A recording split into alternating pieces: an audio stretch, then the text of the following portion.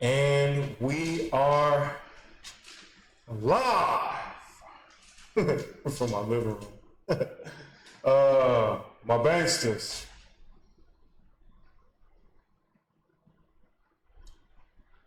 Welcome to the bank. You are here with the teller, rob the bank. Follow me as I follow the money. Let's dive deep. Be on our Johnny Manziel shit. Get rich. Let's update our software so our hardware can run efficiently. Today, I will be looking into Cody Sanchez. Talking about, will this business ever fail? Let's see what she's talking about, because I'm interested. Imagine starting a trash business and making $30,000 in 11 days out in the field. Will you eat the bugs? Well, if it's up to the elites like the ones in the World Economic Forum, that's what we'll all... Boy, I ain't eating no bugs, bro. I don't know what you talking about. Business and making $30,000 in 11 days out in the field. Spencer Scott, your mom's favorite garbage man, did exactly that. From working in software behind the screen to running a garbage business, his life completely changed in a matter of weeks. How he got started, how to generate cash fast, and how to completely de-risk any deal. That's what we're going to learn today, so you can steal his homework. Welcome to Main Street Millionaires. Okay, real quick, that's a great intro. I would definitely, so trash is a service-based business. The more people you can service, just off mathematics, the more people you can service at a certain price point, everybody needs their trash to be taken out. So it's a service-based business. Most service-based businesses, especially like this, it's perfect. Low overhead, high margins. That's the name of the game for service-based businesses. So let's go ahead and jump into what you're saying. How did you figure out trash? I don't think it was my idea. I was in Facebook group, and everyone in here was complaining. So there was a company called Barnes. They sold to a company called Cards. Real quick, when there's problems, there's opportunity. He said everybody was complaining. Opportunity. When that happened, Cards basically said, we're not getting out of the truck to pick bulk pickup up. And so they said, if we have to get out of the truck, we're gonna push a button and bill you 30 extra bucks. And so everyone was mad immediately, and I basically posted on Facebook, if you're all really as mad as you say you are, I'll start a trash company. That general post got like 150 comments of like just raging, angry people. And so from that, I was like, all right, I'll put up a Stripe link. And I basically said, if we get 200 people to sign up, and they commit to 3 months of service, so 99 bucks, 33 bucks a month, I'll start a trash company. We got like 150 people to sign up in 10 days. We raised $15,000 and basically had $5,000 a monthly reoccurring revenue in like 10, 15 days before the company started. So just off the bat, there was a problem, he brought a solution, and before he even invested in any equipment, he didn't hire any employees, anything. He tested the idea with people voting with their pockets. He didn't say he did say, if you want me to start this business, then do this, like it or whatever. I'll start it, and he got 150 confirmation. The second confirmation, the most important confirmation, is that when people spent their money, it's the worst thing to just ask people, what do you think about this? And they don't spend their money. Because you want to see people actually take action. That type of action and let you know, whatever it is I'm following, it really must be something in this. So. In order to figure out if you even want to do this business, you did really quick math. Yeah. Napkin math, one could say. Napkin math. How many people in your neighborhood? 400. Then you figured out how much to charge them? They were already billing 33 bucks a month. 33 bucks a month. Yep. And then how do you service them or have customer service? Yeah, there almost is no customer support. You pick up the trash, they're happy. And how many days a week do you actually have to go out picking up trash? 1 day a week. So technically you've been in business for how many days now? 15 days in business. Which means you get what with this business? Freedom. A lot of freedom. We're moving slow, we're moving slow.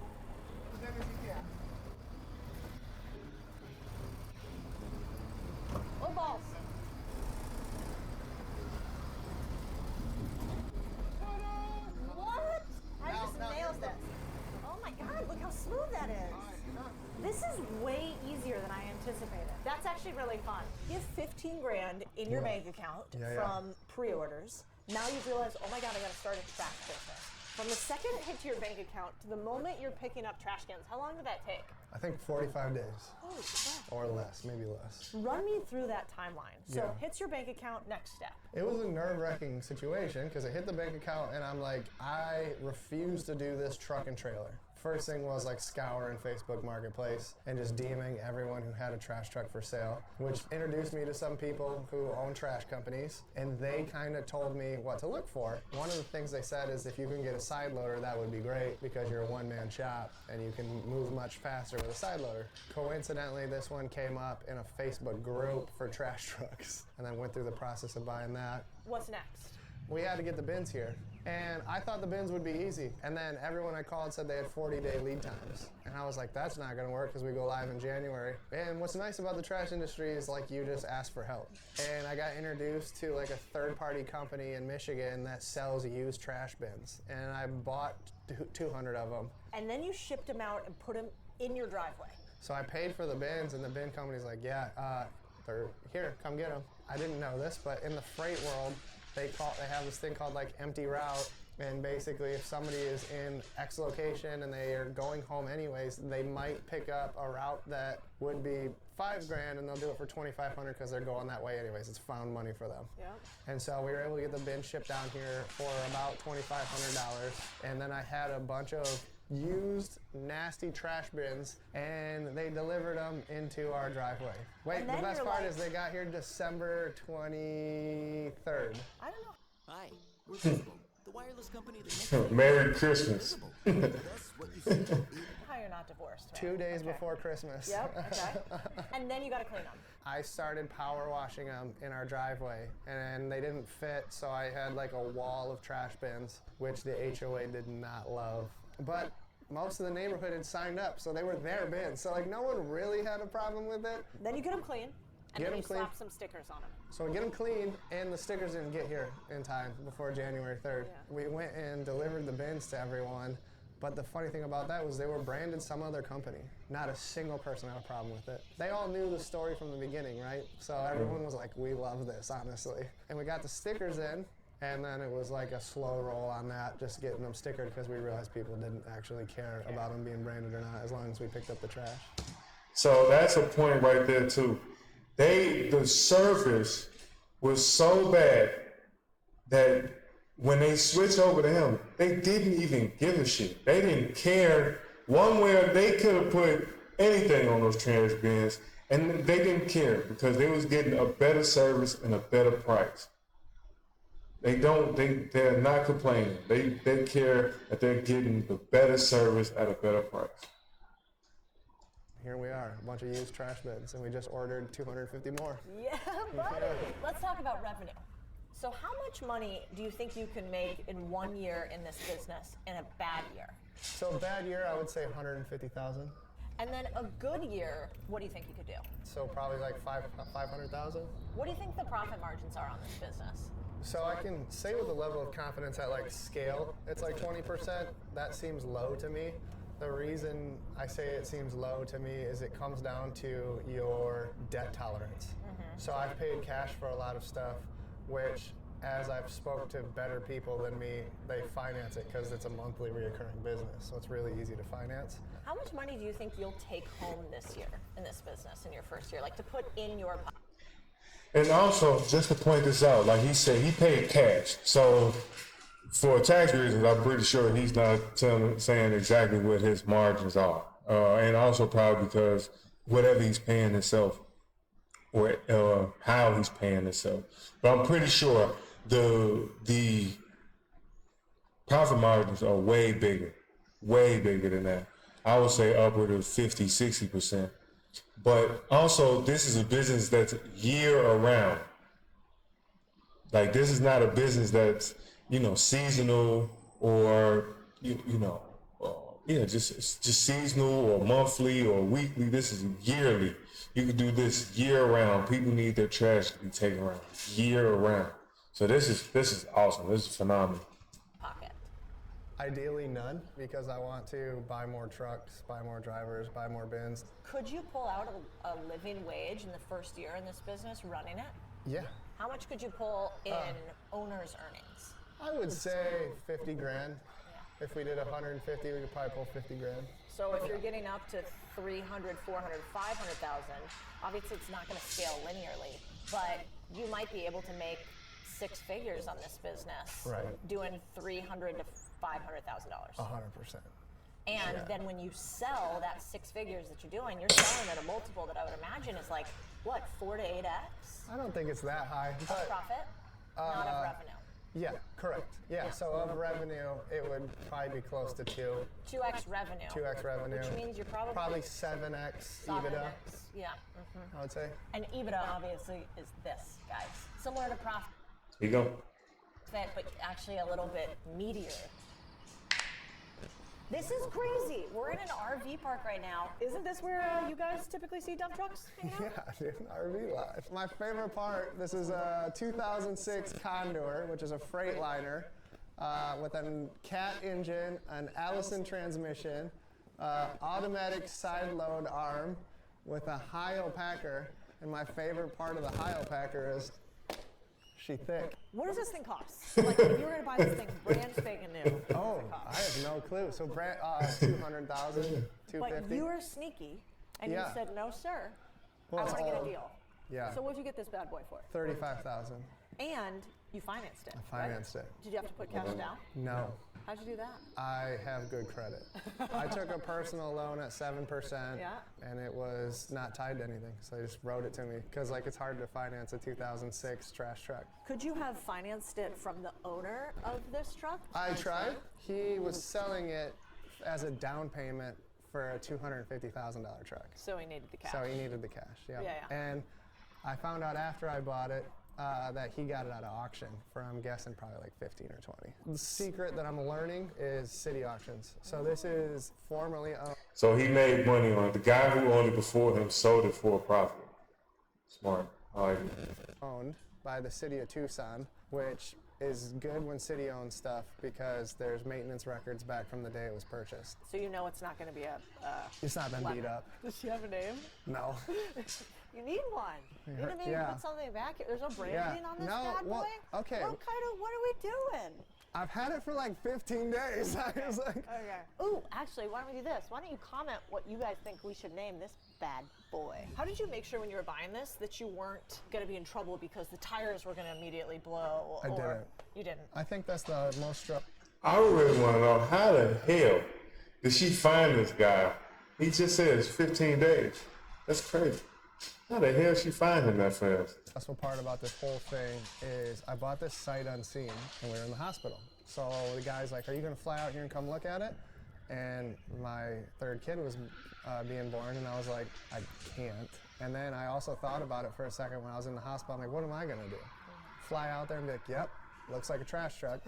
Yep, turns on. Like, I don't know. I've never had a diesel. I've never had hydraulics. I've never sat in the cab over. Like, I don't know what any of this stuff is. Like, if I would have flown out there, he'd have been like, oh my God, this is an idiot. The only thing that gave me like peace of mind, which he was willing to work with me on, was I was like, hey man, I know you're asking 35. Do you mind if I only wire half of it until I know it's on the trailer? Yeah. And so I had to hire my own freight driver, which was $2,500, to go pick it up in Tucson and drive it to Dallas. And I told the freight driver, I said, send me a picture when it's on the trailer and I'll wire the second half. Love it. And the guy on Facebook's like, this is like no deal I've ever done before, but I'm totally down. And so get it on the trailer, send him the second half of the money. And Love it. it got here and I started shitting my pants a little bit because the batteries were dead because they left the lights on when they drove it from Tucson to here. So I couldn't get off the trailer and I had my 82-year-old neighbor Bill with me. So me and Bill went to Walmart and jerry-rigged some batteries to get it started so we get it off the trailer. Everything's kind of figure-outable. It's just like I feel broken distress at this point, like nothing really bothers me.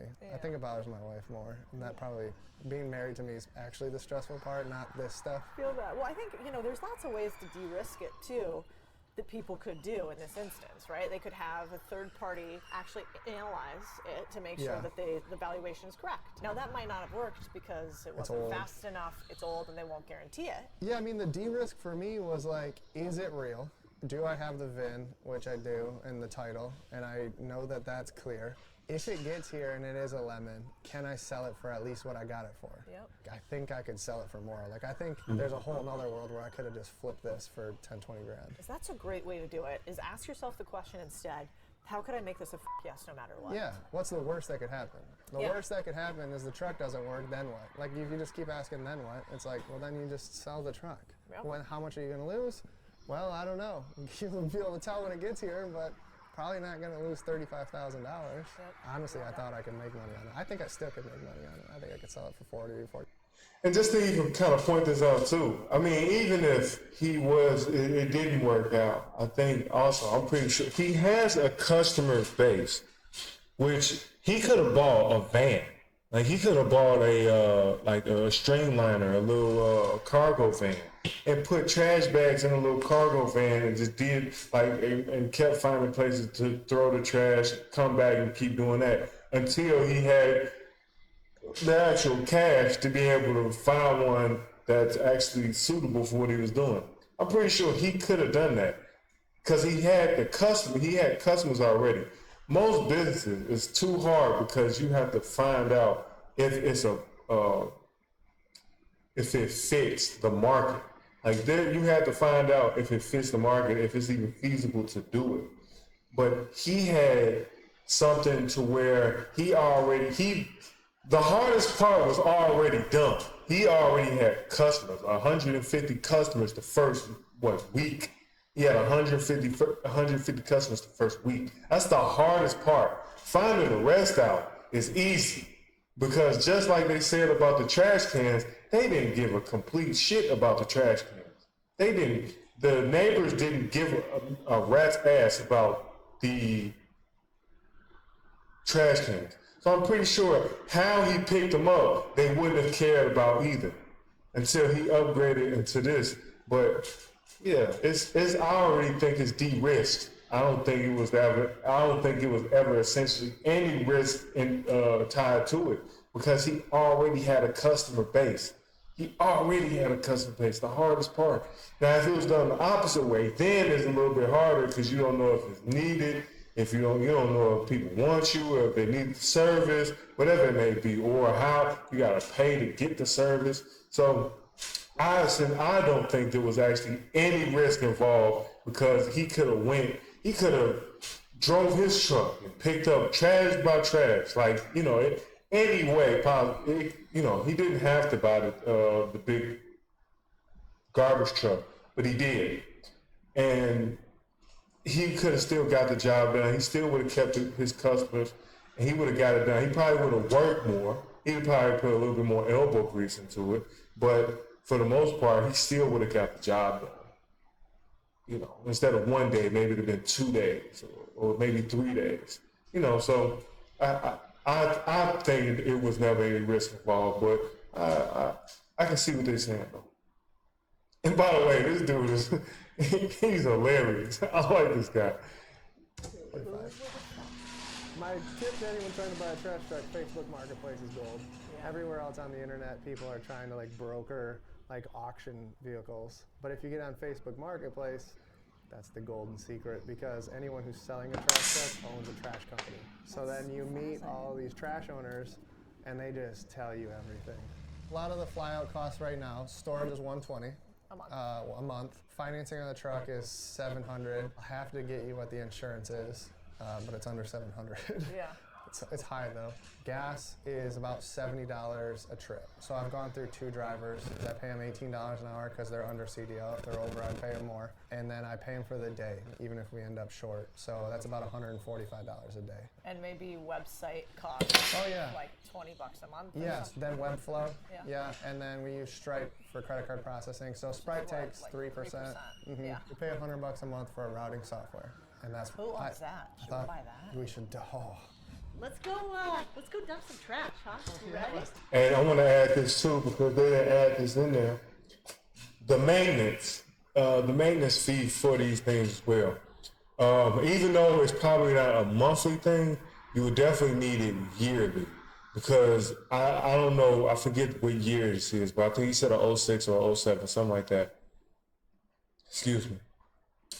But since it's that old, it's going to need servicing every once in a while because that thing, I mean, it's a big truck.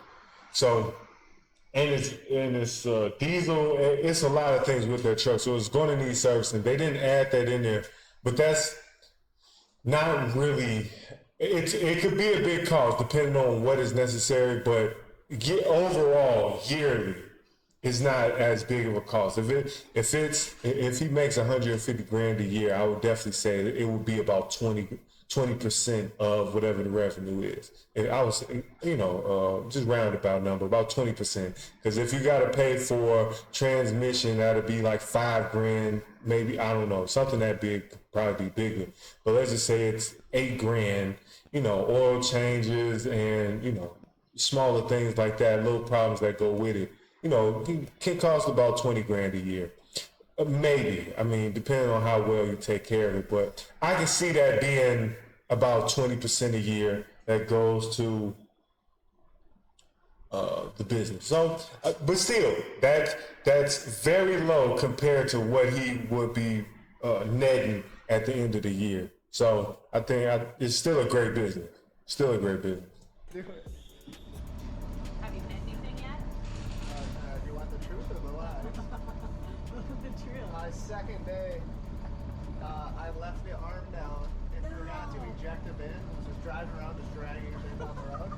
Okay, I went by someone's car, ripped a hole on the side of it. Second day. You were in software before. You were a software dude. Yeah. And the next logical step is not typically being a trash man. But you kind of talked about boring businesses and that you like them for a few reasons. What attracted you to maybe not just trash, but this industry? That one's easy. Coming from the software side, it's very much like software. It's a monthly recurring revenue.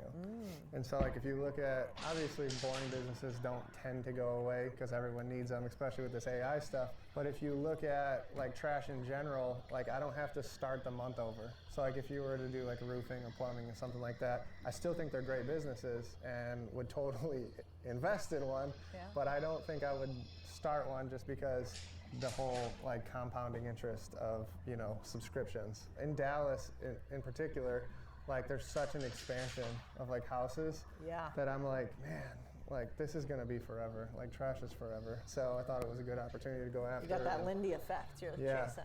Yeah, and I felt like the timing had to be quick too because that company just sold and there's no way the PE firm continues to be crappy. Yeah. So you're already using ChatGPT, and while that's awesome, there is one little problem. You're not making any money with it. And so I'm they'll turn it around and reduce churn. So I've got a window to pick up probably a couple thousand customers. I wouldn't have done it if it wasn't monthly reoccurring. That was the deal breaker for me. So almost to you're a software company is a widget that is reoccurring and you only have to acquire a customer once and they pay you for a long duration. Yeah. A trash company is a widget or a service, I guess you could say both of them are, that you only have to acquire a customer once and they continue to pay you. So really there's a lot more in common than not. It's the delivery of the service, right? The service, it's the same exact business. One is more automated through software, but also can be disrupted a little bit easier as we kind of been seeing. And this one is a labor delivery. I gotta find trash guys, which isn't the easiest thing, but if I can figure out that process or systematize it, I think we'll be in good shape. So in my mind, it was the exact same business with just a little more headache on the operational side of things, which if you do software, there's just as much headache. And maybe the headache doesn't require you to get out of your chair. Yeah. Which for me, my favorite job as a kid was installing HVAC units. I thought that was the greatest job ever. The only reason I didn't stick with it is the only person who I saw that really killed it the way I wanted to kill it was the owner. The other cool part about doing, more blue collar businesses is it's just not as saturated with our generation and people who are really operationally proficient. Because it didn't have to be. What is interesting about blue collar is those aren't people who are high educated. So the people I'm competing against are getting steamrolled with sales and marketing because they just never. They never did it. There's no education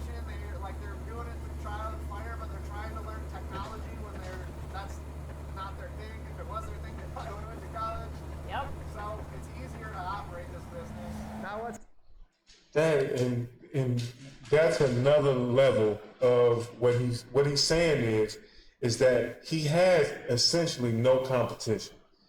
And the people he's competing against are people who don't have the training and education like he does. When he was in a tougher industry, he had to go through more education to be in technology. Then he switched over to a blue collar, which there are not a lot of people in it because a lot of people want to be cute. Most people want to have the business suit and they want to look cute and play with cables and sit at a desk all day. You want to look cute. But if you were to get up and get your hands dirty a little bit, you can make a substantial amount of money. I have a window cleaning pressure washer business, and people who look at me crazy, like, man, you don't make any money. And I'm like, and I look at them like, you're an idiot. Because if you only knew the competition level that I have and people who know how to run a business or stretch the marketing budget and make sales, you will only know that actually you're doing pretty good. So, man, you couple a blue collar or service-based business service-based business with education on business, finance, sales, marketing, you'll be unstoppable because not a lot of people are. So, man, this is a great point. What's interesting about this truck is it's Real quick, MJ DeMarco talks about this too. So in Millionaire Fastlane, he talks about what was his acronym? I forget his acronym. I'll remember soon. I don't remember right now, but it's a rear loader, so they have to get out at every single house. And that's a huge truck. He's gonna have a heck of a time getting out of here. And you have to have 2 people in this truck. Yeah, Right? yeah. Otherwise, you're getting out as the driver. Right. And he does have 2 cart tippers here, which will be nice because he doesn't have to lift it. But he's not gonna be able to turn this around. So I wouldn't be shocked if he has to back it all the way out. They come all the way here for this one customer. Yeah. So they're losing money on this for sure. But they're publicly traded, so I mean, good for them. Like, Yeah, they'll probably buy you one day. yeah, hopefully. I think that's how the M&A space works. I think Waste Connections, Republic, they're private equity, just like at this point. They basically are like, hey, go get all the hard customers that we can't just get in one swoop. Yep. And then we'll just buy you up when you get to 10, 20, 30 million. 100%.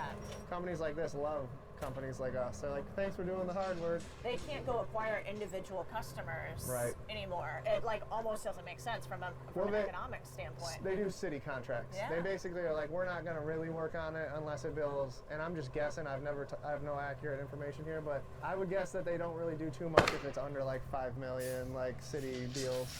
This is a freaking nightmare right here. Like, so as an owner, this is a nightmare. Because like, if he hits a car, that's a bunch of problems. If he hits a mailbox, that's a bunch of problems. This is a super heavy truck. So, since it's a double axle and the weight is so heavy, you have to hire truck drivers, like CDL certified truck drivers, who have to like be up to date on all the CDL stuff. Which Not to mention, look at them in the trees. ripping the trees off. Yeah. And then if you see the big chain hanging off the front of the truck, that's for if they get stuck in the dump, so they can pull them out. All of this I've learned in like the last 60 days, by the way. Like who knew I was gonna be so passionate about garbage trucks? This is an important point that people wouldn't realize. and there goes an interesting point. You get real passionate when you start making money. you figure out where people always say, do what you love. Bullshit. Do what make you money. I bet you start figuring out, damn, this is I'm find out you start real passionate about whatever you're making money at. I bet. One, labor's hard. Yeah. 2, licensed labor. Right. Really hard and expensive. So explain the difference between your truck where you can drive it and that one. There's a bunch. So the truck that we bought they call it ASL, which is an automatic side loader, which means you don't have to get out of the truck. That makes things way faster because you can just push buttons and go. Also, the truck I call it a unicorn truck. And the reason I call it a unicorn truck and think I got extremely lucky is it's under CDL. So most commercial trucks, like all of them, honestly, are over CDL, which means you have to hire a specific person that is CDL approved, like gone through all the drug tests and all the training. And then the problem with that, CDL people you have to pay a premium for because there's less of them, and you got to keep that certification up. So what we just saw, in my opinion, was a little bit of a nightmare. Man, relax. Calm down, baby. Relax. Because that was an over CDL truck coming down here to pick up $33 a month, probably less than 33, and this is a week, so maybe like $7. And they just had two people that they're probably paying, one of them $18 an hour and the other one like $25 an hour, not including gas. With our truck, one driver, under CDL, don't have to get out. It's great. When you do have to get out, it sucks. Do you want your kids to eventually take over one of your businesses? No. No. Why? They can if they want to. I don't care. It goes back to kind of wanting them to be happy, but I think what I want, like we don't have any really the one of the rules you can't say can't. So like anytime they say can't, I'm like, you can ask for help. Just don't say can't. Can't is for quitters. Part of me doing this is not for them, but showing them that they can. You know, young people thought this wasn't cool for a long time. Yeah. We were at a dry cleaning thing the other day, remember it? This incredible dry cleaners in Austin downtown. It's been the family business for like 3 generations. And I asked the guy, I'm like, are you gonna sell this business? Are you gonna pass it on to your kids? And he's like, oh, I'm just gonna run it till I die. I'm like, how old are you, man? And he's like, I won't say his name, but he's like, I'm 70 something. Yeah. I'm like, well, it's not that far away. Yeah, so like, what's the plan after that? Hey, bud. And he's like, well, I don't want my kids to do it. I worked hard so they don't have to. And I'm like, that's beautiful. Oh, no, it's not. How about something? I agree with him. That is not. Right? And then I said, so, okay, what do your kids do? And he said, well, one of them's an accountant. And I was like, amazing. And he's like, I'm like, what does the other one do? Yeah, the other one went to college and is trying to be an attorney. And so it's just. Those are the 2 boringest jobs in all of the world. I would rather be outside. I would rather be picking. I always made this joke that came back and bit me in the butt, but I'm from Michigan. There's an island in Michigan called Mackinac Island. It's the craziest, awesomest place ever. It's beautiful. There's no cars allowed up there. And so they have horses, and there's just all in the road. And there's a guy who comes by with a trailer and scoops And I tell people, I'm like, I could scoop if I owned the company. Like, I would totally scoop if and now I'm picking up Now you Yeah, now you I'm gotta like, do that it. was a bad joke that I told myself years ago. Like, you know how they say what? Yeah, that's how I say it. And this I happened. made some mistakes. I said what I wanted and then I got it. Damn it. Obviously, it's a lot of work. We don't need to belittle that at all. There's a lot of work in this business. You don't have, It's just a different type. It doesn't. I mean, it doesn't feel like work. It's kind of like what you little boys play with when you were a kid. People This is stop. like- Kids run out and stop us. We have there's a house over here that waits for the trash truck, and they come running out. This lady and her kids waited for me to get there and brought out a peanut butter. I have a picture of it. Brought out a peanut butter and jelly in a Ziploc bag with an apple and a cheese slice and a That's Diet awesome. Coke and gave it to me. I'm crying. I'm I would like, be- no one That's in awesome. software has ever given me as much as a high five. Like, this is the greatest. The way that this is all played out is like the weird local celebrity status. Like, people are like, oh, we love this. Like, the neighbors are buying T-shirts and like wearing like a great day start with a good dump. So first off, I'm saying first off, we fucking 20 minutes in. It's a great branding too. Lone Star, get your day started with a good dump. It's catchy, and like you pointed out, it's community based. It started with 150 people in the community, so they feel attached to it. They feel like this company is a part of them because they helped start the company. So when people feel that type of way, you get those when people feel attached to the brand or to the company, that they feel like they had something to do with the success of the company, they feel attached and they want to be a part and they want to help you. And so you get people who want to bring you peanut butter and jelly sandwiches, you know, that type of thing. And I agree. I mean, being and doing what I do and selling to people, it's not about really selling people. It's about getting to know these people. They're kind of being your friends. Don't get me wrong. Some people can be straight assholes nonetheless, but for the most part, it's really looking for a bigger opportunity from it, but you're really just trying to get to know these people on a people level. So, yeah, this is awesome. Sure. Great branding. It's just the weirdest thing. Show me that again. Yeah, you didn't see this? This is fantastic. Oh, speaking of, I got something for you. You'll love this. This is our company saying, Yeah, I love I'm in this. Texas. We'll come and take it. I don't know if that'll fit you. That's a large kind of. Thank you. It's a. I'm styling. There you go.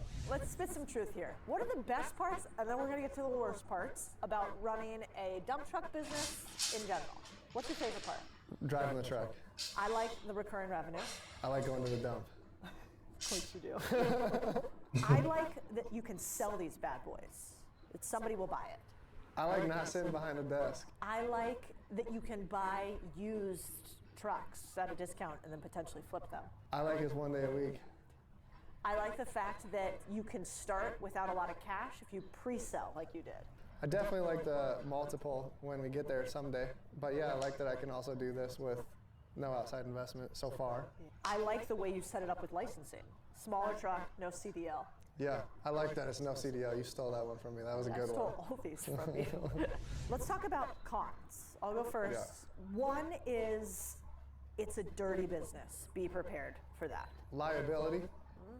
It's a big truck, and a lot can go wrong. It's a rolling liability. Hiring is definitely a con. Right now we're so small, so I can't give somebody 40 hours a week. So the ideal person right now for us is like a college student or a retired person. The other thing that's tough is, you can't turn a customer into a $400, $500 a month customer. You have a cap on all of the people that you sell to in this business. Another con is your competitors are big. These are big players. The worst thing you can do in some of these service businesses is come in and go, those people, they don't really get it, they don't understand it, I'm brand new, I'm way better. You gotta have some respect for the fact that you're playing with billion-dollar competitors. Last con, I'd say, it takes big equipment. Pre-orders are smart. Understanding how to evaluate the cost and value a piece of equipment like this is really important because you have a risk that could be the cost of an entire year of sales for your first year if you don't buy this intelligently. And what we always try to do on this channel is be as transparent as possible without being negative and scaring people away from the fact that you are probably way more competent than you think you are, and you are capable of doing things that most people your entire life have told you are not capable of, because only 7% of Americans even own a small business, and of those small businesses, less than 2% ever become worth $1 million a year. And so it's just a game of numbers. Most people don't actually try. I think you should, but at least now you know what you're working with. It's the worst that could happen. What's the worst that could happen?